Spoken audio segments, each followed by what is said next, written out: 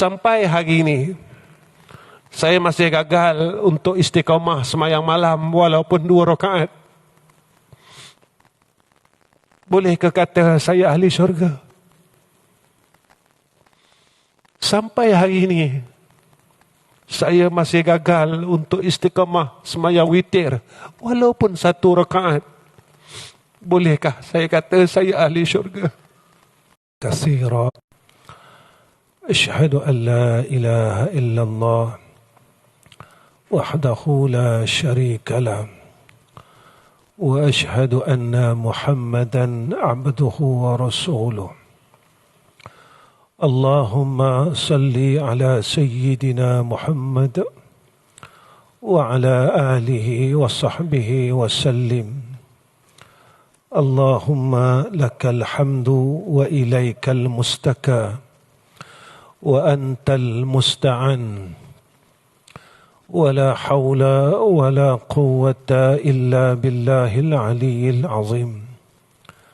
اللهم ارزقنا فهم النبيين وحفظ المرسلين وإلهام الملائكة المقربين. أما بعد. Pertama sekali saya ucapkan syukur kepada Allah Subhanahu wa ta'ala di atas kurniaan Allah pada saat ini kerana saya dapat bersama-sama dengan tuan-tuan. Kesyukuran ini adalah satu nikmat daripada Allah. Apa nikmat yang saya katakan bahawa saya bersyukur kepada Allah kerana seperti mana janji Sayyidina Rasulina Muhammad sallallahu alaihi wasallam pada satu hari dan satu saat, yauma la zilla illa zilluh, yaitu yaumul akhirah. Tidak ada naungan melainkan naungan arasy Allah. Saat itu semua orang dalam kesusahan. Saat itu saat yang tidak boleh digambarkan. Dengan kata-kata, dan ada satu golongan yang mendapat nikmat itu. Nikmat yaitu nikmat mendapat naungan daripada arasy Allah. Mereka yang bertemu kerana Allah dan berpisah kerana Allah. Mudah-mudahan saya dan tuan-tuan muslimin dan muslimat dikurniakan dan tergolong dalam golongan tersebut. Kerana pada waktu itu sedegil manalah kita di dalam dunia, seengkar manalah kita di dalam dunia, dengan perintah daripada Allah, seangkuh manalah kita semasa hidup ini di dalam dunia ini dengan perintah daripada Allah. Tatkala sampainya masa itu, semua orang yang degil, semua orang yang angkuh, semua orang yang banyak memberi alasan semasa hidupnya, mereka kena patuh dengan Allah. Sama ada kita mahu atau tidak mahu, kita kena patuh dengan apa yang telah ditetapkan oleh Allah di yaumil akhirah. Sebab itu apa yang perlu saya ingin katakan, jika kita inginkan keadaan yang baik di sana, saat ini, hari ini adalah kesempatan kita. Tidak ada kesempatan yang kedua. Tidak ada peluang yang kedua. Tidak ada ruang yang kedua. ini adalah peluang kita. Kita diingatkan oleh Allah setiap pagi Jumaat, fadhuqu bima nasitum liqa'a yaumikum hadha. Rasakan, kata Allah, kerana kita sering alpa, lalai dan lupa akan saat pertemuan kita dengan Allah Rabbul Azza. Saat itu, masa itu pasti datang dan pasti berlaku. Bila? Tidak ada siapa yang tahu. Cuma apa yang disebutkan oleh Sayyidina Rasul, Al-Kayyisu man dana nafsahu wa amila lima ba'dal mauti. Orang yang berakal, orang yang cerdik, orang yang bijak, kata Rasulullah sallallahu alaihi wasallam, man dana nafsahu, dia sentiasa muhasabah diri dia. Apa yang telah aku buat sepanjang umur aku. Allah nyatakan, wal asri innal insana lafi khusrin. Demi masa manusia dalam kerugian. Kita kena tanya, umur yang Allah beri 60 tahun, 70 tahun, 80 tahun, kita telah buat apa? Umur yang Allah beri kepada kita sehingga hari ini, apa yang telah kita lakukan? Umur, kata Imam Al-Ghazali rahimahullahu ta'ala, adalah modal. Modal ini yang beri adalah Allah. Modal ini yang kurniakan kepada kita adalah Allah. Dan Allah akan tanya kepada kita semua perkara yang telah diberikan oleh Allah. Ini janjinya. Summa latus'alunna yawma idzin 'anil na'im. Setiap nikmat Allah akan persoal secara detail, secara tafsil, satu dan satu. Daripada umur kita akil baligh sampai hari ini akan dipersoalkan oleh Allah Subhanahu wa ta'ala. Jika kita orang bijak, kita akan ikut kata Nabi.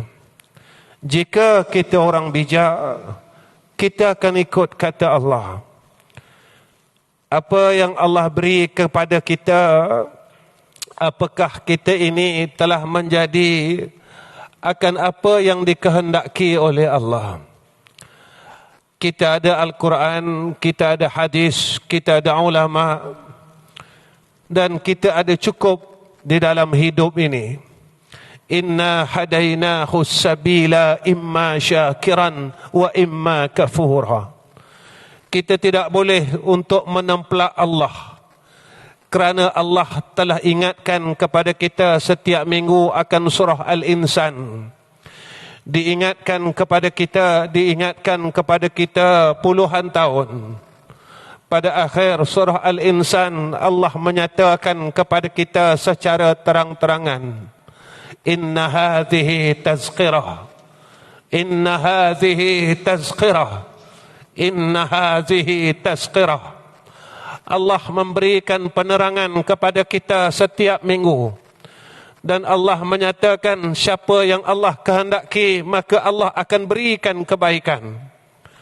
Tetapi siapa yang Allah tidak mahu, tetap Allah tidak akan berikan hidayah dan taufik. Sekalian yang dirahmati Allah, terlebih dahulu saya ingin minta izin pada semua asatizah yang hadir. Begitu juga kepada Al-Fadil, Imam dan merangkap pengurusi Ustaz Abu. Pada awalnya Al-Fadil Al-Mukarram sebut saya ni Ustaz, Tuan Guru.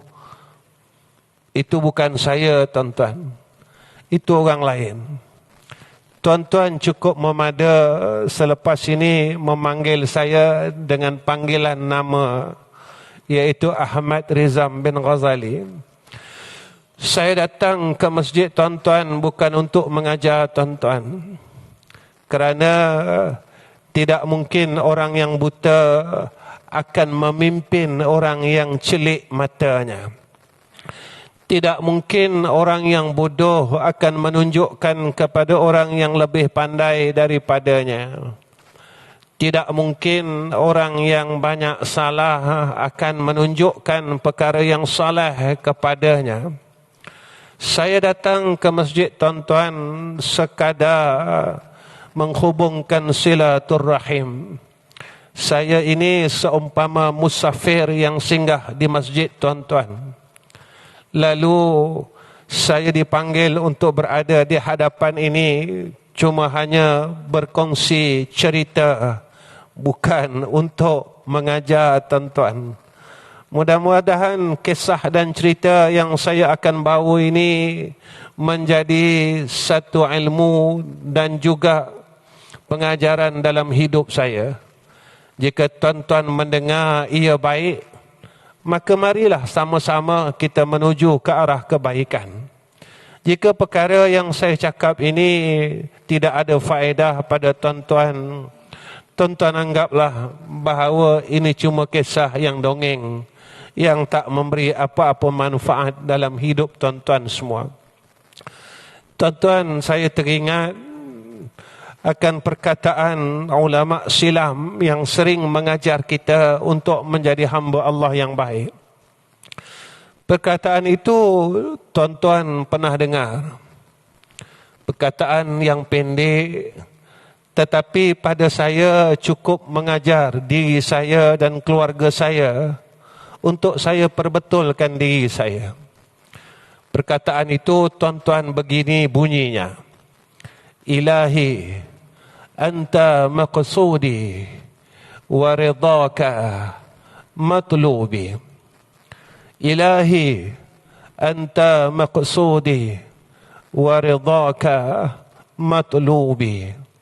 Ilahi anta maqsudi wa ridaka matlubi. Tuhanku, anta maqsudi, engkaulah yang aku maksudkan. Aku buat semua perkara tidak ada kerana lain. Kerana ini janji kita dengan Allah di dalam salat. Inna salati wa nusuki wa mahyaya wa mamati lillahi rabbil alamin. Ya Allah, sesungguhnya sembahyangku, ibadatku, hidupku, matiku, semua kerana Engkau ya Allah. Ulama memberikan dua perkataan ini membimbing kita supaya kita kena sedar. Kita hidup ini kerana apa tuan-tuan? Kita hidup ni apa tujuannya? Dan kita dah buat apa? Kita mengaji kerana apa? Dan apa yang kita dapat? Kita mengajar kerana apa? Dan apa yang telah kita perolehi? Kita berkahwin kerana apa? Kita berkawan kerana apa? Kita buat dalam dunia ini, dalam umur kita ini untuk apa? Kerana tiap-tiap perkara yang kita buat kerana Allah pasti ada kesannya. Kalau kita buat suatu perkara pasti ada natijahnya. Orang yang berniaga, dia akan nampak kesan perniagaannya. Rumahnya semakin besar, keretanya semakin banyak, duitnya semakin tinggi di dalam akaun banknya. Orang yang berladang dan berkebun, dia nampak daripada benih yang kecil, dia nampak telah hasil buah-buahnya. Dan ini yang saya maksudkan. Kalau kita salat, apa yang kita telah dapat sampai sekarang? Kita salat 60 tahun, apa yang telah kita dapat sampai 60 tahun? Allah nyatakan di dalam Al-Quran, Inna salata tanha anil fahsyai wal munkar. Semayang itu dapat mencegah fahsyak dan munkar. Kalau kita semayang 60 tahun, Apakah kita telah menjadi orang paling baik dan semakin baik dalam hidup? Apakah kita telah banyak berubah? Ataupun 60 tahun kita semayang, kita masih tak berubah lagi? Kalau kita belajar siang, malam, pagi, petang, apakah kita dapat seperti mana yang disebutkan oleh Allah di dalam Al-Quran? Innama yakhshallaha min ibadihil ulama. Semakin kita ada ilmu, semakin perasaan takut kita dengan Allah Subhanahu wa ta'ala semakin besar. Takut ini saya tahu, tuan-tuan tahu. Saya belajar dan tuan-tuan belajar makna takut. Pada umumnya takut ini buat baik tinggal jahat. Semua orang tahu. Kita berjaya buat baik, tapi kita tidak berjaya tinggal jahat. Kita berjaya buat ibadat, tetapi kita tidak berjaya tinggal maksiat. Kita berjaya salat, tapi kita tidak berjaya pada perkara yang diperintahkan oleh Allah, seperti mana yang disebutkan oleh Syekh Daud Al-Fatani dan juga oleh Imam Al-Ghazali di dalam kitabnya. Maka salat ini mengajar kita supaya kita semakin tadarru' dengan Allah, semakin tawadhu' dengan Allah Subhanahu wa ta'ala. Tapi kita tak boleh jadi orang yang hina dan rendah diri. Kita rasa kita ada ilmu, kita rasa kita telah hebat. Ilmu yang Allah bagi pada kita ini, kita tak mampu buat apa-apa. Semakin kita mengaji, kita tak boleh jadi orang baik. Semakin kita belajar, kita tak mampu dekat kepada Allah. Jika kita lihat akan kalam Imam Ghazali rahimahullahu ta'ala, ilmu yang manfaat itu semakin banyak kita mendapat ilmu, semakin tebal ketakwaan kita kepada Allah. Semakin tebal ilmu kita, semakin takarub kita dengan Allah. Semakin tinggi ilmu kita, semakin tinggi hemah kita untuk ke syurga Allah. Saya bertanya dalam diri saya dan tuan-tuan bertanyalah dalam diri tuan-tuan. Bilakah harinya kita merindui syurga Allah? Bilakah bulannya kita rasa kita nak masuk syurga Allah?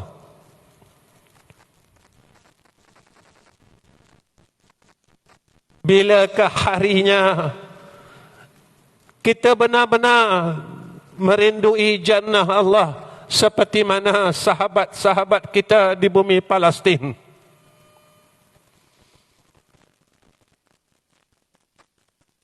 Sahabat-sahabat kita di bumi Palestin, mereka rindu dengan Allah, mereka rindu dengan syurga Allah.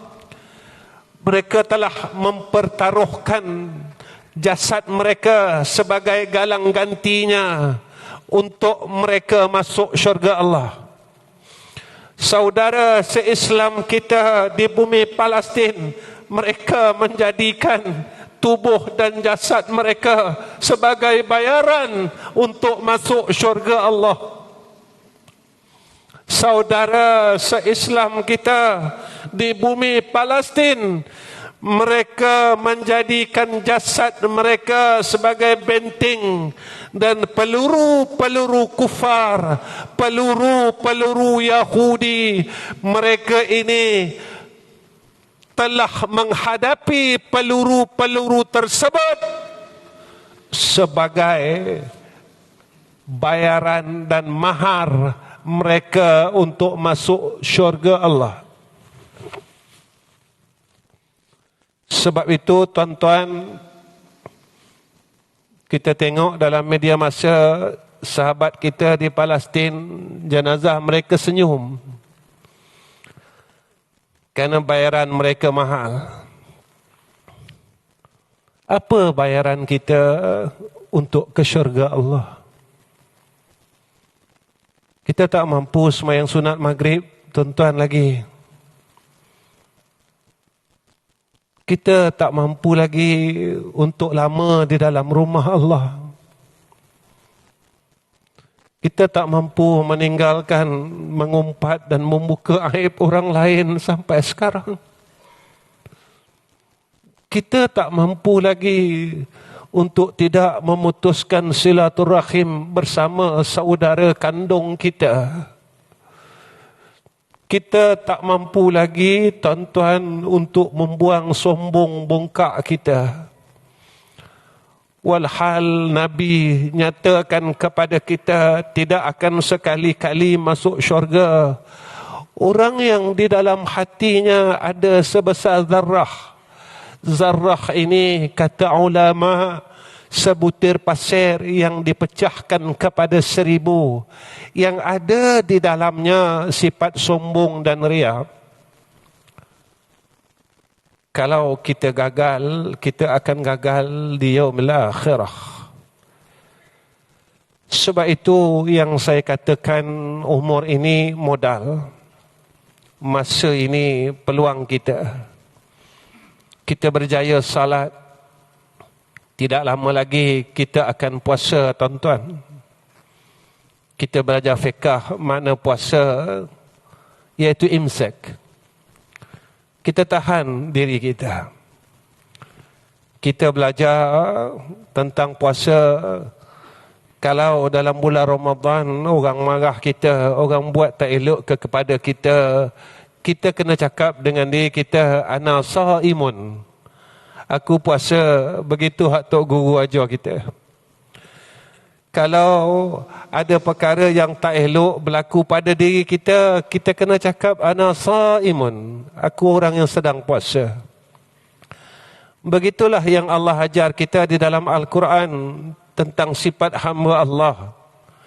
Apabila orang jahil berkata kepada mereka begini, lalu orang yang beriman dia akan kata qalu salama. Ini hebatnya, tuan-tuan. Jika kita telah berpuasa puluhan tahun, tapi kita tak mampu mendapat apa faedah daripada puasa tersebut, puasa kita gagal. Kalau di dalam bulan puasa adanya cebisan daging yang berada di celah gigi kita, kita takut untuk makan pada siang hari. Tetapi selepas daripada bulan puasa, kita tak mampu lagi untuk tidak mengambil hak orang lain. Kenapa dalam bulan puasa daging yang sedikit itu kita takut untuk makan? Kita kata Allah Maha melihat. Kita kata batal puasa kita. Tetapi kenapa kita tak berhenti untuk tidak ambil hak orang lain? Di tempat lain saya bagi tahu perkara ni, tuan-tuan. Saya minta maaf. Lepas bulan puasa adanya hari raya Aidilfitri. Lepas tu kita akan lalui hari raya korban. Ramai orang gagal dengan satu plastik daging itu, tuan-tuan. Ramai orang gagal. Kadang-kala bukan hak dia, dia bawa balik. Tapi bulan puasa, secebis daging itu dia takut untuk makan, tuan-tuan. Tapi pada hari raya Aidil Adha, dia tak takut ambil plastik orang lain, ambil hak orang lain. Tuan-tuan, bertahun-tahun jika kita buat perkara itu, apakah kita lupa?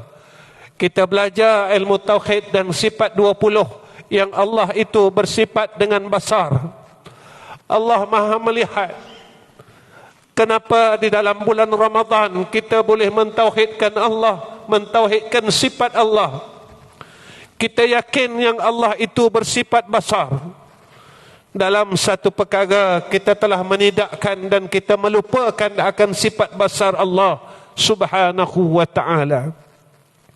Tuan-tuan yang saya kasihi dan saya sayangi, sebab itu tuan-tuan, dua kalam ini terlalu ringkas. Ilahi anta maksudi wa ridhaka matlubi. Keredaan engkau lah yang aku tuntut. Sebab itu yang saya dapat daripada dua perkataan ini, Allah ajar kita supaya jadi insan yang baik. Nak jadi baik susah tuan-tuan. Nak buat baik susah. Nak duduk tempat yang baik susah.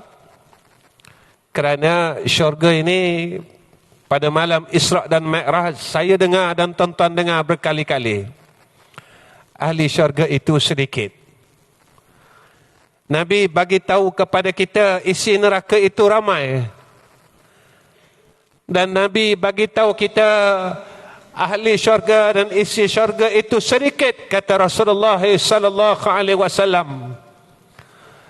Pernah tak di dalam hidup saya dan tuan-tuan satu hari dan satu malam kita berkata kepada Allah, ya Allah, boleh tak engkau pilih aku dalam golongan yang sedikit untuk masuk syurga engkau?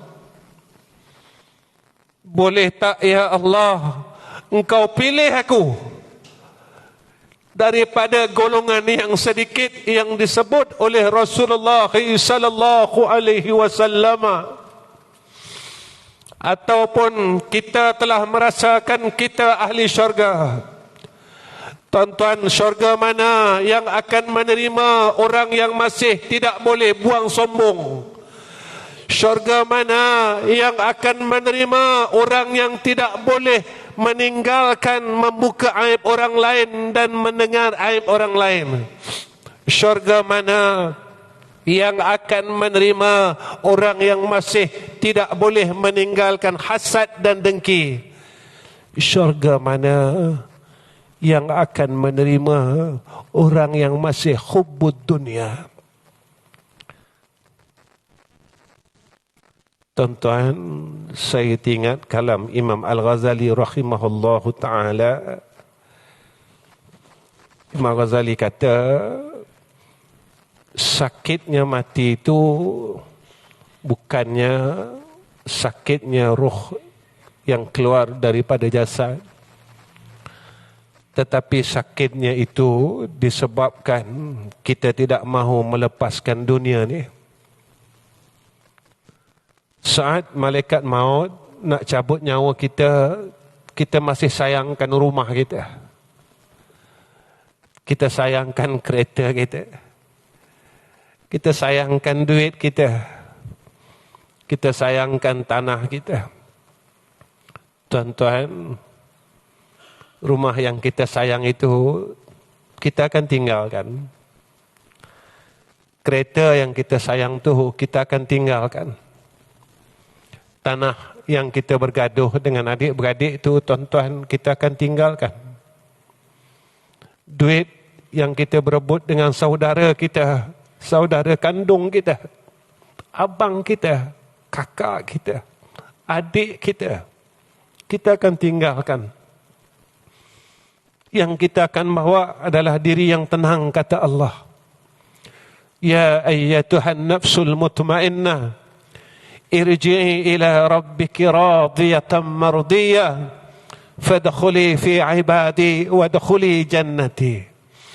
Saya tahu dan tuan-tuan tahu, tapi kita masih tak boleh lepaskan benda ni, tuan-tuan. Kita masih sayangkan benda ni.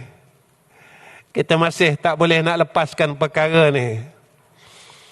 Inilah besok, jika kita tak mampu lepaskan perkara ini, kesakitan saat sakaratul maut ini terlalu sakit, kata ulama. Dan tidak ada satu hamba Allah pun yang sanggup menanggung saat sakaratul maut.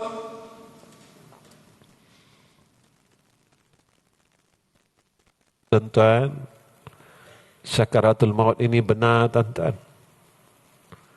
Cerita mati ni cerita betul, tuan-tuan. Cerita kubur ni cerita betul, tuan-tuan. Saya percaya dan tuan-tuan percaya.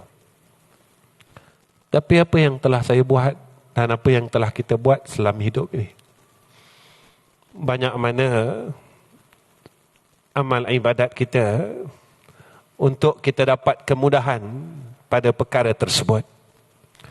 Tuan-tuan yang saya kasih sekalian, jalan untuk menjadi insan yang baik. Yang pertama, beriman dan bertakwa kepada Allah. Kukuhkan akidah kita. Kukuhkan ketakwaan kita kepada Allah Subhanahu wa taala. Jangan kita ragu tuan-tuan dengan Allah. Semalam saya berkuliah di Masjid Pasir Mas, kalau tak silap saya. Saya cakap begini. Saya kata urusan dunia ni dah ditetapkan oleh Allah. Apa berlaku telah ada. Cuma kita kena melaksanakan pekerjaan sebagai seorang hamba. Tapi ketentuan itu telah ada. Selepas ni nak berlaku apa, selepas ni nak berlaku apa, dah ada. Tapi cerita kita tak ada, tuan-tuan. Besok saya mati macam mana, tak ada. Tuan-tuan mati macam mana, tak ada. Tak ada siapa tahu. Satu hari Sufyan Ats-Tsauri, seorang ulama dan kekasih Allah,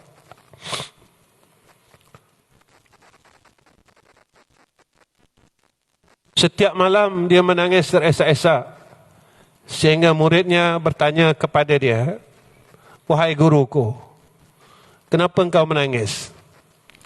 Dia kata begini, "Aku tak takut tentang dosa, kerana dosa itu pasti diampunkan oleh Allah. Yang aku takutkan saat sakaratul maut, aku boleh tak mengucap 2 kalimah syahadah. Masa aku sakaratul maut, boleh tak aku mengucap kalimah Allah?"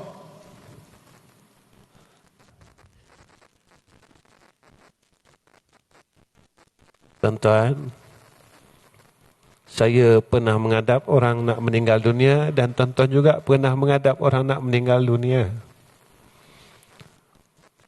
Berapa ramai yang kita dengar jenazah ataupun orang yang kita hadap suatu sakaratul maut, mereka dapat berkata Allah.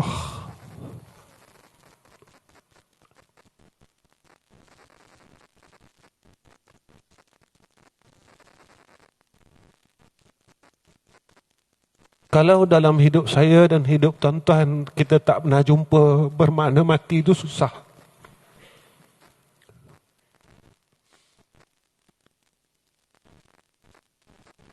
Kalau saya tak pernah jumpa dan tuan-tuan tak pernah jumpa, bermakna orang yang tak boleh menyebut kalimah Allah ataupun la ilaha illallah Muhammadur Rasulullah, maka dia bukan orang yang bighairi hisab. Dia akan melalui neraka Allah. Tuan-tuan, neraka ni sakit. Tuan-tuan, neraka ini dahsyat. Neraka ini tidak ada siapa pun yang berani menempuhnya. Saya tidak mahu melalui neraka Allah. Tuan-tuan juga tidak mahu melalui neraka Allah. Kerana dalam neraka itu penuh dengan tangisan, kata Rasulullah. Dan tangisan itu tidak ada lagi air mata yang jernih seperti mana air mata di waktu kita di alam dunia. Air mata itu adalah air mata darah, kata Rasulullah sallallahu alaihi wasallam, dan neraka itu dipenuhi dengan air mata darah orang yang penuh dengan penyesalan. Tuan-tuan,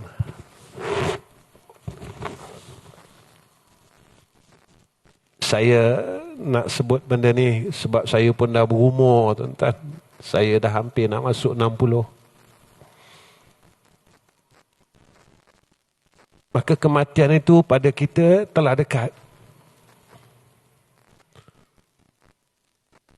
Tuan-tuan, saya bercakap ini sebab mati itu dengan kita hampir, tuan-tuan. Kenapa kalau kita kurang duit dalam bank kita takut? Duit kita kurang, kita cukup takut. Umur kita sedang kurang, kenapa kita tak pernah takut, tuan-tuan? Umur kita semakin kurang. Umur kita dah semakin tidak ada. Kenapa kita tak pernah rasa takut dalam hidup ni? Ya Allah, apa yang akan aku tunjukkan kepada Engkau tatkala aku menghadap hadrah Engkau, ya Allah? Ini persoalan saya. Ini pertanyaan saya dalam diri saya sepanjang hidup. Sebab itu, tuan-tuan, kukuhkan iman dan ketakwaan. Kedua, untuk kita menjadi orang yang baik pada sisi Allah Subhanahu wa ta'ala, maka berusahalah untuk kita bersihkan diri kita zahir dan batin. Inna Allah yuhibbut tawabin wa yuhibbul mutatahirin. Allah sayang kepada orang yang nak bertaubat dan nak bersihkan dirinya. Saya selalu cakap perkara ni. Kita memang tak tinggal sembahyang, tapi kita juga masih tak tinggal ghibah dan mengumpat lagi, tuan-tuan. Kalau umur masuk 60 macam saya ni, tak boleh tinggal mengumpat. Apa yang saya nak tunjukkan besok di depan Allah? Kerana Nabi kata orang yang mengumpat sekali saja, seluruh amal soleh dia diberikan kepada orang tersebut. Saya ada ilmu tu, tuan-tuan ada ilmu tu. Tuan-tuan, ilmu yang ada pada kita tak jadi apa-apa kepada kita. Kenapa, tuan-tuan? Saya tahu, dan tuan-tuan pun tahu. Kenapa kita masih tidak boleh berhenti walaupun umur kita telah hampir kepada saat kematian? Kalau sampai sekarang, tuan-tuan, kita tak berusaha untuk berhenti, kalau kita ada 3 tahun lagi, bolehkah kita masuk syurga dengan amalan 3 tahun ni, tuan-tuan? Saya bukan cakap tentang diri tuan-tuan, saya bercakap tentang diri saya.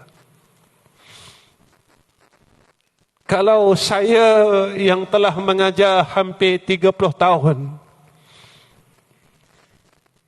kalau saya sendiri gagal untuk meninggalkan mengumpat, bolehkah saya masuk syurga, tuan-tuan? Kalau saya sampai sekarang tak mampu untuk memaafkan kesalahan orang lain, walaupun disebutkan di dalam Al-Quran wal afina 'anil nas, adalah sifat orang yang bertakwa yang dijanjikan jannah oleh Allah. Saya tak mampu maafkan orang lain, boleh tak saya masuk syurga? Kerana sifat ahli syurga itu tidak ada dalam diri kita. Kita memang tak tinggal salat, tapi kita masih tak boleh buang sombong, sum'ah, ujub, riya. Itu wajib, tuan-tuan, nak kena buang. Kalau kita kencing manis, ramai orang kesihankan kita. Tapi kalau kita sakit, hati kita sakit, tak ada siapa nak tolong kita. Tapi kalau badan kita sakit, ramai orang boleh tolong kita. Orang tunjukkan hospital mana, orang tunjukkan ubat apa. Tapi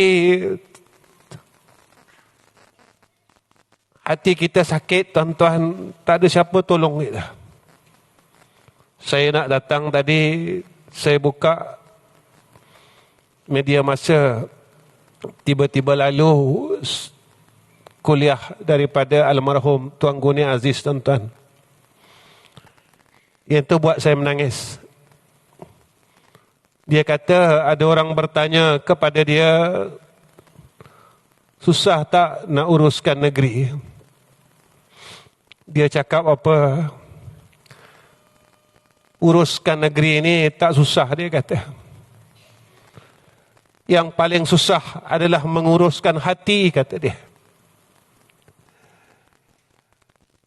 Kalau hati kita baik, negeri ini akan baik. Kalau hati kita baik, keluarga kita akan baik. Kalau hati kita baik, harta yang kita dapat juga baik. Kalau hati kita baik, kita akan dapat sahabat yang baik. Tapi kalau hati kita masih tidak baik, walaupun kita salat, kita puasa, kita zakat, tetapi kita masih tak boleh bersihkan diri kita dengan segala perkara yang dilarang oleh Allah sampai hari ini, kita orang gagal. Tuan-tuan, jangan jadi orang gagal, tuan-tuan. Cukuplah kita telah melakukan kesilapan yang sama bertahun-tahun. Kita rasa cukuplah, tuan-tuan. Kita mulalah dengan hidup yang baru, agar apa yang kita buat ini diterima oleh Allah Subhanahu wa ta'ala. Yang ketiga, setelah kita bersihkan diri, tinggikan himmah, kemahuan kita untuk berbuat baik kepada Allah. Wa ma khalaqtul jinna wal insa illa liya'budun. Bersungguh-sungguh kita buat baik. Masa yang ada pada kita, kita tak tahu berapa banyak, tapi bersungguh-sungguh buat baik. Kalau kita sebagai seorang ayah buat baik pada isteri dan anak-anak kita. Tuan-tuan, saya jadi seorang ayah, saya juga menjadi seorang datuk. Cucu saya ramai, tuan-tuan, 16 orang. Banyak cucu saya. Cuma saya selalu tanya diri saya, apakah saya menjadi ayah seperti mana Nabi tunjukkan dirinya sebagai seorang ayah?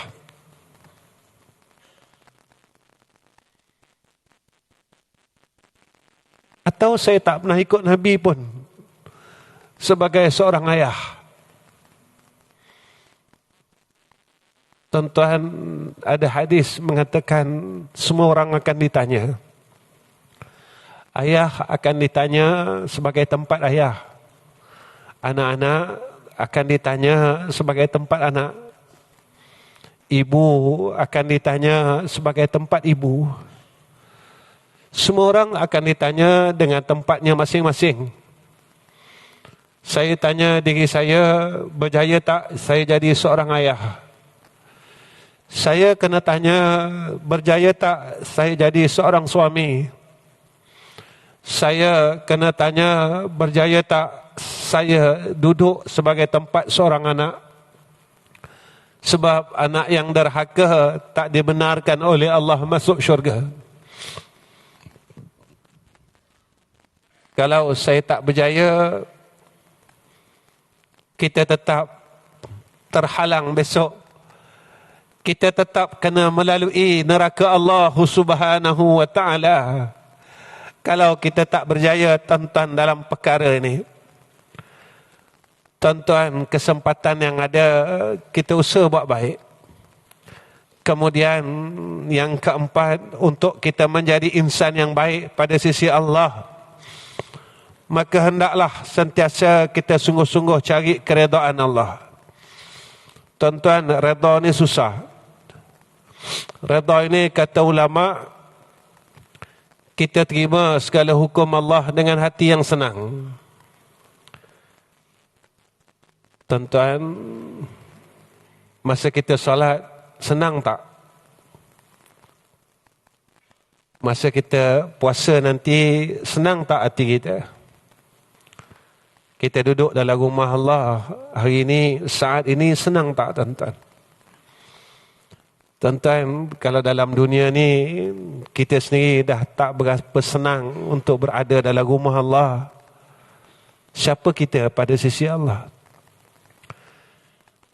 Sebelum ini semua orang tak dibenarkan untuk masuk masjid.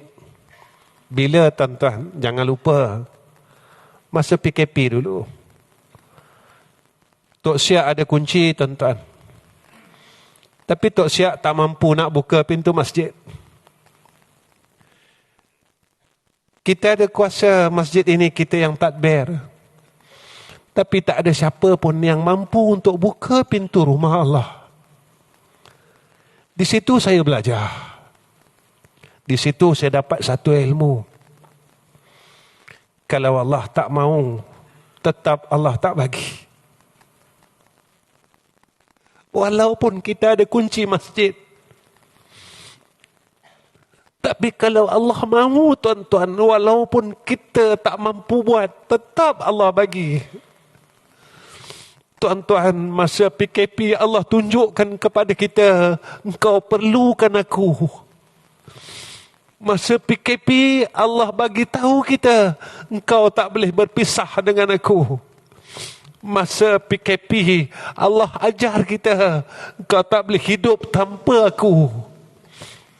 Walaupun engkau ada kuasa, engkau ada kunci masjid, tapi aku tidak benarkan untuk engkau masuk ke dalam rumahku. Ia tidak akan berlaku.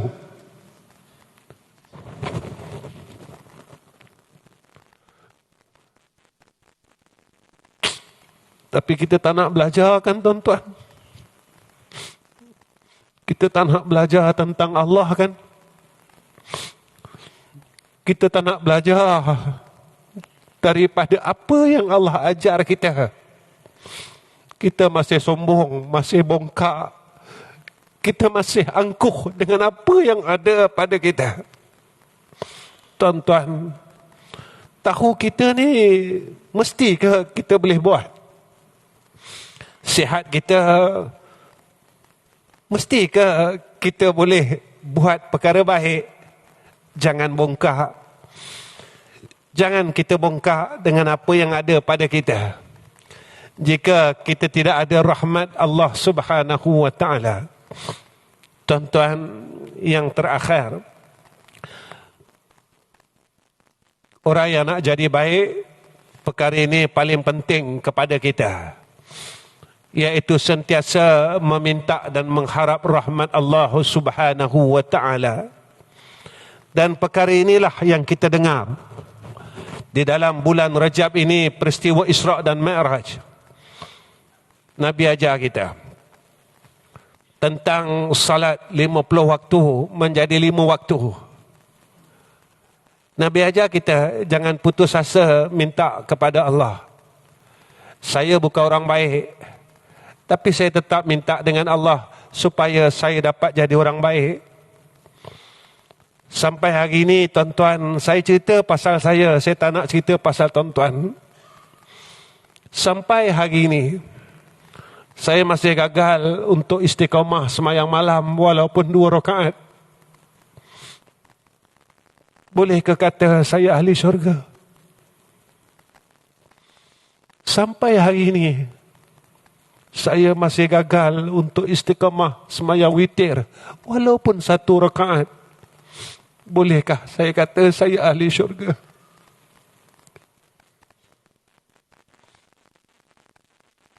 Allah tak minta banyak dengan kita tuan-tuan. Setiap minggu dia ajar kita.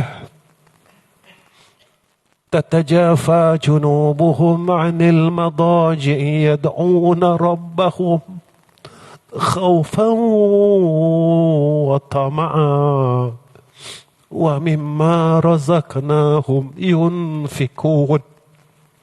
Setiap minggu diingatkan kepada kita. Kemudian Allah pujuk kita tuan-tuan. Hebatnya Allah sampai Allah pujuk kita. Fala ta'lamu nafsum ma ukhfiya lahum min qurrati a'yun. Orang yang boleh bangun pada 2/3 malam, ada satu rahsia yang tak diberitahu oleh Allah.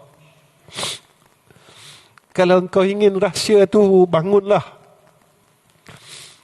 Kalau saya, tuan-tuan, sampai sekarang saya gagal untuk bermunajat kepada Allah pada 2/3 malam, walaupun di dalam hadis qudsi ditawarkan oleh Allah,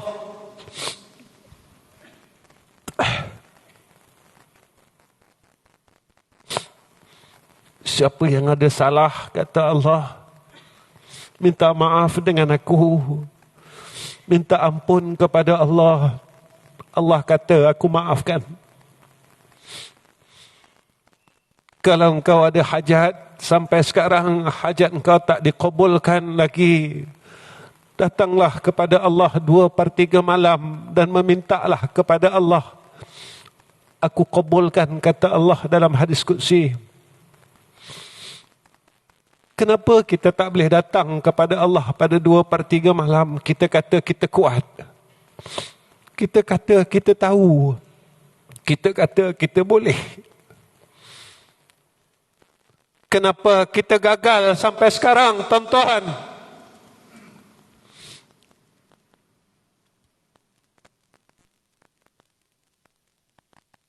Tuan-tuan, saya tak mampu cakap banyak.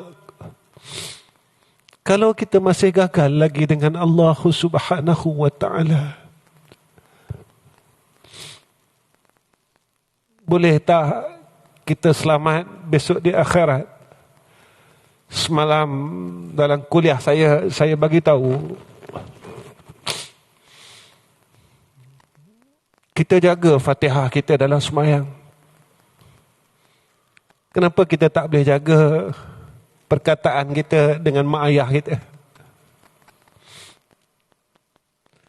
Kalau kita tak boleh sebut ha dengan betul, kita kata takut sembahyang tak terima.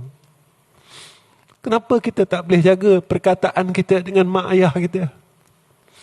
Kita tak takut ke amal sembahyang kita Allah tak terima?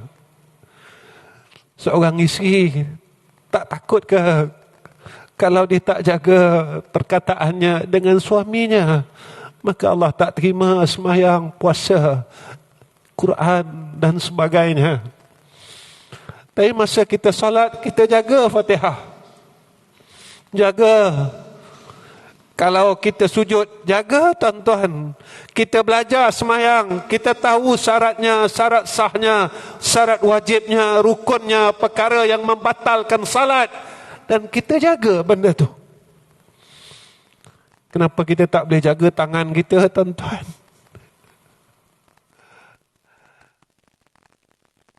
Kenapa kita tak boleh jaga pandangan kita? Dalam sembahyang, kita pandang tempat sujud. Kalau kita di Masjidil Haram, kita akan pandang Baitillahil Haram. Kenapa dalam sembahyang saja kita jaga mata kita? Masa di luar sembahyang, kita tak boleh jaga mata kita memandang perkara yang diharamkan oleh Allah. Kita tengok salah orang, tuan-tuan. Orang ni salah, orang ni salah, orang ni salah, orang ni salah. Bilakah kita lihat kesalahan kita?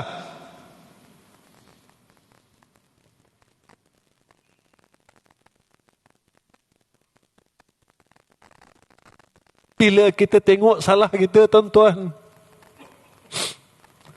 bila kita periksa aib kita,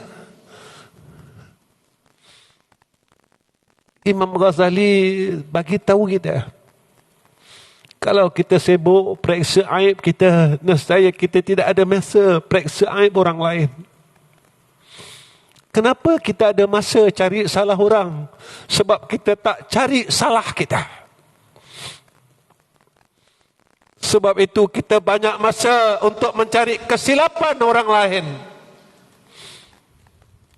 Tuan-tuan, percayalah, sampai satu masa Allah akan buka kesilapan kita semuanya. Percaya, tuan-tuan. Percayalah. Dan masa itu akan sampai. Bila tak ada siapa yang tahu. Cuma masa itu akan tetap sampai. Saya kena bersedia, tuan-tuan kena bersedia. Sebab itu, tuan-tuan, Kalau kita tidak ada perkara-perkara ni, saya kita akan jadi gagal. Malam ini saya seru diri saya dan semua yang hadir, janganlah kita tinggalkan Allah, dan kita tidak akan mampu hidup tanpa Allah. Jangan sekali-kali jauh dengan Allah. Sebenarnya, hakikatnya, kita tidak akan mampu berjauhan dengan Allah. Jika Allah jauh dengan kita, hidup kita akan susah. Kita tak akan mampu hidup ni kalau kita berjauhan dengan Allah Subhanahu wa ta'ala. Dan nasihat diri saya sendiri, janganlah kita lupakan Allah. Kenapa hidup kita ini sampai sekarang tak tenang, tuan-tuan? Ada je perkara yang resahkan kita. Sebab kita uruskan hidup ini tanpa Allah. Kalau kita uruskan hidup ini dengan Allah, kita akan tenang. Karena ini janji Allah, ala bizikrillahi tatma'innul qulub. Orang yang sentiasa ingat Allah, hatinya tenang. Tuan-tuan, kalau ada harta, tapi harta kita buat kita tidak tenang, apa gunanya harta? Kalau ada anak-anak, ada keluarga, tapi anak dan keluarga itu tak boleh buat kita tenang, apa nikmatnya anak-anak dan keluarga? Kalau ada suami, tapi suami itu tak boleh tenangkan kita, kita kata apa faedahnya ada suami? Kalau ada isteri, isteri itu tak boleh tenangkan kita, kita akan kata apa faedahnya aku ada isteri? Sebab itu tuan-tuan, kalau kita bawa semua perkara kepada Allah, kalau kita ada harta, hidup kita akan tenang. Kerana kita bawa harta kita kepada Allah.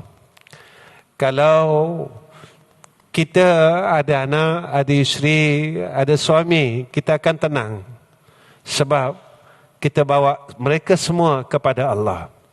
Sebab itu tuan-tuan, hari ini saya pesan diri saya dan juga semua yang hadir, belajarlah untuk tak tinggalkan Allah. Belajarlah untuk jangan berjauhan dengan Allah Subhanahu wa ta'ala. Kita akan mendapat hakikat hidup yang sebenar di dunia ini. Tuan-tuan yang saya hormati sekalian, saya rasa cukup setakat ini pertemuan saya dengan jamaah di sini. Saya sekali lagi saya ingin katakan, apa yang tuan-tuan dengar, tuan-tuan tak boleh untuk menjadikan satu catatan, kerana saya bukan orang alim.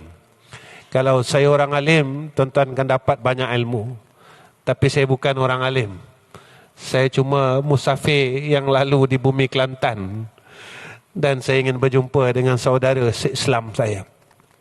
Tuan-tuan, pada malam ini seperti mana yang dijelaskan, yang ada surat di atas meja ini, saya dimaklumkan oleh pihak masjid. Malam ni tuan-tuan, untuk sama-sama kita buat satu kutipan untuk prasarana masjid kita. Yang itu ditulis di sini memerlukan 100,000 tuan-tuan. Untuk kita siapkan kemudahan ahli qaryah dan juga orang yang lalu musafir. Tuan-tuan, macam ni saya nak sebut. 100,000 ni tuan-tuan tak banyak. Kalau semua orang nak tempatnya di dalam syurga Allah. Kalau seorang boleh bagi malam ini RM1,000, kita cuma perlu 100 orang aja. Kalau kita dapat 10,000 seorang tuan-tuan, kita cuma perlukan 10 orang aja. Tapi siapa insan itu yang akan memakmurkan rumah Allah ini? Saya nampak diri saya, tuan-tuan, diri saya Jika saya di tempat tuan-tuan, ini saja peluang saya untuk masuk syurga Allah. Apa yang saya ingin katakan begini tuan-tuan. Saya ada zaman silam, tuan-tuan ada zaman silam.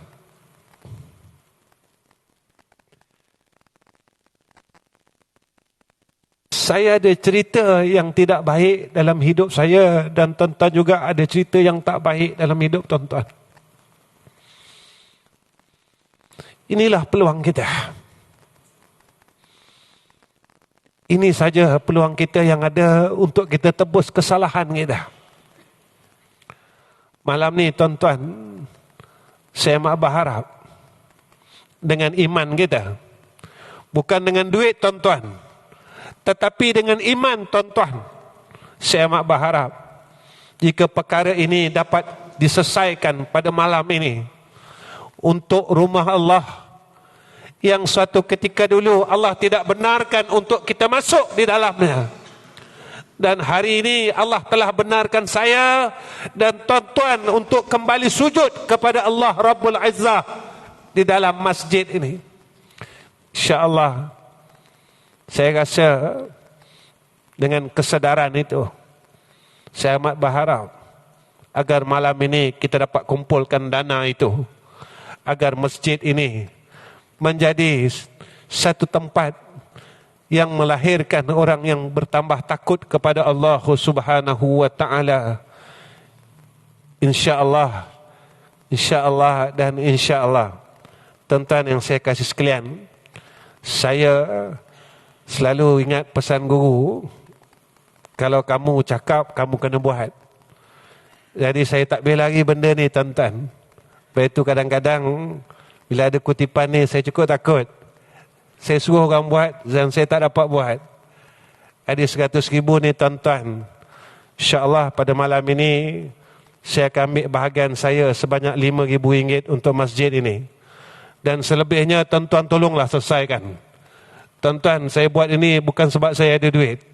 Saya tak ada duit tuan-tuan. Saya bukan orang kaya. Saya tumpang kereta orang datang berkuliah. Saya bukan orang kaya tuan-tuan. Tapi apa yang ada pada saya rasa inilah bahagian saya. Kenapa perkara ini berlaku atas saya dan tak berlaku kepada ustaz yang lain. Dan benda ini berlaku atas saya. Dan perkara ini tuan-tuan berlaku dalam musafir dan perjalanan saya daripada Kota Baru ke sini. Sewaktu ada seorang makcik yang menjual akan kuih tuan-tuan, datang di kereta hadapan.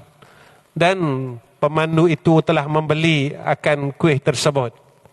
Saya bagi tahu kepada orang yang berada dalam kereta bersama-sama dengan saya tadi, jika makcik itu datang ke kereta kita, maka ingatlah bahawa harta dan bahagian dia ada di dalam poket-poket kita semua.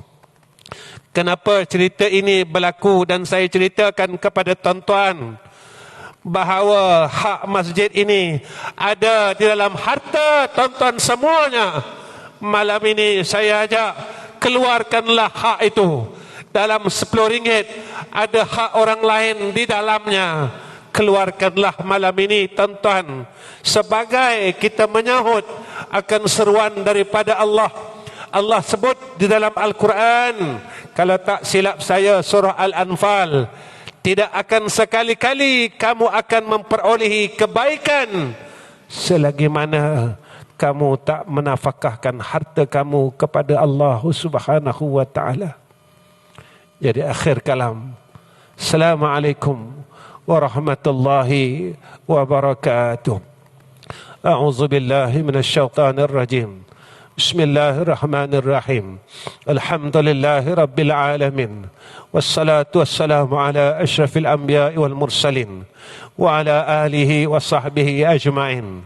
Ya Allah, kami tadahkan dua tangan kami yang penuh dengan kesalahan, penuh dengan kesilapan, penuh dengan kekotoran. Ya Allah, kami angkatkan dua tangan kami.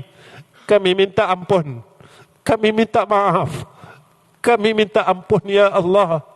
Kami minta maaf atas seluruh kesilapan kami. Ya Allah, tolong pimpin diri kami, anak-anak kami, isteri kami, seluruh keluarga kami kepada jalan Engkau yang lurus. Ya Allah, kami mohon sedikit rahmat-Mu atas kami, Ya Allah. Ya Allah, kami mohon sedikit daripada kasih sayang-Mu, Ya Allah. Kurniakan kasih sayang-Mu atas kami. Ya Allah, kami mohon, tolonglah jadikan kami orang yang baik. Jadikan kami ayah yang baik. Jadikan kami seorang suami yang baik. Ya Allah, jadikan isteri kami isteri yang baik. Anak-anak kami di kalangan anak-anak yang baik, yang menjadikan sejuk mata hati kami. Ya Allah, Ya Allah, kami mohon, tolonglah kurniakan atas kami husnul khatimah. Kurniakan atas isteri kami husnul khatimah. Kurniakan untuk anak-anak kami husnul khatimah. Kurniakan untuk mak dan ayah kami husnul khatimah. Wassallallahu ala sayyidina Muhammad wa ala alihi wa sahbihi wa baraka wa sallam. Walhamdulillahi rabbil alamin.